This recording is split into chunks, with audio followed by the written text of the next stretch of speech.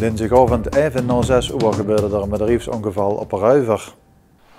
De hulpdiensten waren massaal ter plaatse op een Ruiver dinsdagavond na een bedrijfsongeval bij een firma aan de Sint-Jozefweg in Ruiver. In de hal van het bedrijf was iets omgevallen en bovenop de medewerker terechtgekomen. Er was even sprake van een beknelling en daarom werden ook de brandweer van Ruiver ingezet. Ook werd een traumahelikopter naar de Ruiver gestuurd, maar die is uiteindelijk niet geland. Blijkbaar heeft de piloot doorgekregen dat de situatie minder ernstig was dan in eerste instantie ingeschat. Het slachtoffer is echter wel degelijk gewond geraakt door het incident in de hal en per ambulance overgebracht naar het ziekenhuis. Wat er precies is gebeurd is verder niet bekend.